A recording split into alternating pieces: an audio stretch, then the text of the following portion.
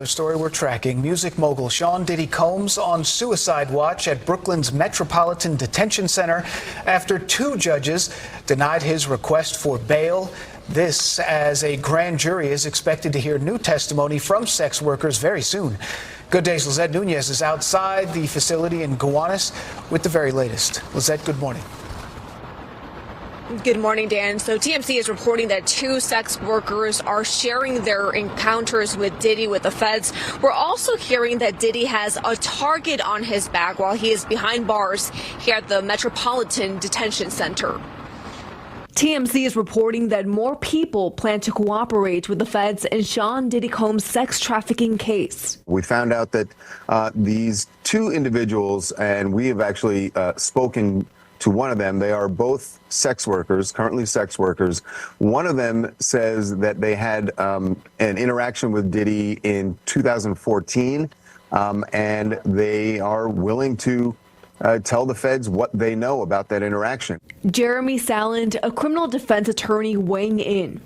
You can't, as a prosecutor, subpoena or force a witness to come speak to you in your office, but you can subpoena them to a grand jury where they can speak there or have to potentially speak there. So whether these are new witnesses, whether these are new complainants, meaning victim parties, out making the allegations, will yet to be seen. But it doesn't bode well. It doesn't, certainly it's not a good thing if you're Sean Combs' team. According to several reports, Diddy has been placed on suicide watch at the Metropolitan Correction Center in Brooklyn. The music mogul's mental state is unknown, but being placed on watch is considered to be a preventative measure. This week, two different judges denied his request for a $50 million bond. His lead defense attorney is attempting to move him to a different facility in New Jersey as he awaits trial. TMZ is reporting that due to his celebrity status and the allegations, this could bring unwanted attention from other inmates and be a threat to Diddy. What we've been told by a former warden is he's a target. That's the fact of the matter, and that's why they have him in a solitary part of the jail, because they don't, he becomes a target because it's like what we've been told, it's like a badge of honor that if you were able to inflict some violence on Diddy, that gets you score points with other inmates. So that's the situation that obviously the jail officials do not want to happen. And federal investigators have made it clear that they do have video evidence, so they have an idea of who was a part of these freak-offs. Now, the criminal defense attorney that we spoke to, he went on to say, depending on what these sex workers share, that means, potentially could mean that there would be new charges for Diddy. As latest here from Brooklyn, we'll send things back inside. All right, Lizette, thank you very much. So they started reporting last night sometime that Diddy was being placed on suicide watch. He was already placed on PC when they took him into custody. And that's standard because whether he wanted it or not, because he's a celebrity. And so now he's been moved after his second bond denial. He done been moved to I guess under some type of supervision, extra supervision, because they done placed him on suicide watch. Now, they ain't reporting or saying that Diddy trying to do something to himself, or he said something or done something to cause this to be the case. They just saying that they just kind of taking these extra protective measures to make sure that nothing don't happen to him while he in custody. And another good thing to note is you hear the report at the end saying that the prosecutors got all of the tapes, they got all of the video, so they got a pretty good idea of who was involved and who facilitated everything that went on at the quote freak-offs.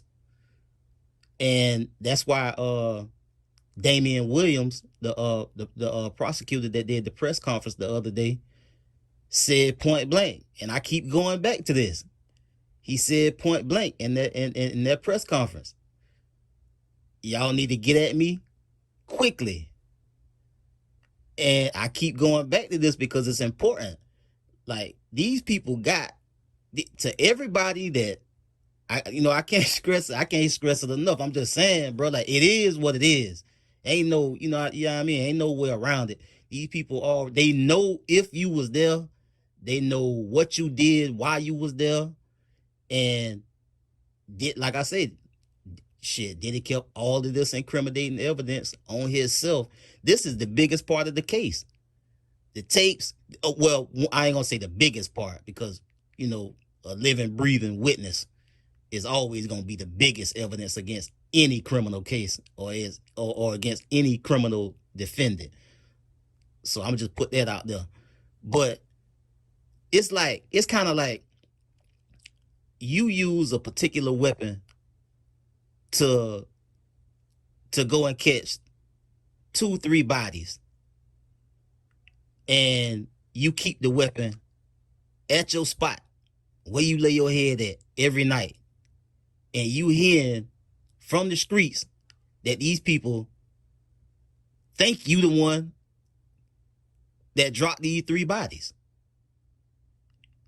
It's kind of the same kind of stupid to keep the same weapon you done caught 3 bodies with at your spot where you sleep at every night. That's kind of like the same type of shit that Diddy had going on. All of these parties, all of these people, without their knowledge, by the way, done been recorded doing, I don't know what the hell they were doing. They were doing the whatever, I guess, with men, with women, and we know it was more than Diddy involved in these different acts with other men. Other men other than Diddy was getting down how he was getting down. Cause ain't nowhere in hell 1,000 bottles of baby oil. It was a whole lot of shit going on at these parties that instituted them having to have that much lubricant and that many bottles of baby oil. Like come on, bro. Like, you ain't got to scramble your brain to understand that. You did. So I just and I keep saying this too. Like, it's a lot of niggas, bro, scratching their head or already done got lawyered up trying to see how they gonna come at this. Cause it's a lot of niggas that over the years done been to these parties and may or may not been involved with some bullshit, with some gay shit, or whatever, and been saying that they ain't been doing it, they ain't seen it, and they don't know nothing about it. But these folks keep letting them know in these press releases and in these press conferences, we already know who is who. We just waiting on y'all to come and tell us what part y'all took in it. So that's what it is. And also, before I forget, TMZ reporting that, somebody, a former corrections officer that worked at that jail, he's saying some people telling him that Diddy got a target on his back. Now, I done did time before. And I'm going to tell you point blank, I don't care what state or where you at, what correctional system you in, sexual predators and shit like that being targets is a real thing. I don't know how much that's gonna impact how he do his time or how anybody could get at him anyway, because he in PC and under and an added layer by being on suicide watch. So he really in the type of situation where nobody can get at him anyway. But I said that to say this: sexual predators go to the chain gang and they do hard time at some camps in some places, because niggas make it a point to make sure they do hard time by doing all type of shit to them. So It is a real thing. Diddy is in a different situation because of who he is, so he got extra layers of protection. But I just wanted to point that out. That is a real thing. Niggas do get at niggas for coming in there for rape and sexual assault or any type of shit got to do with kids or any of that. And anybody that done time will let you know that. So that is what it is too. Man, y'all tell me what y'all think, man. Y'all be smooth.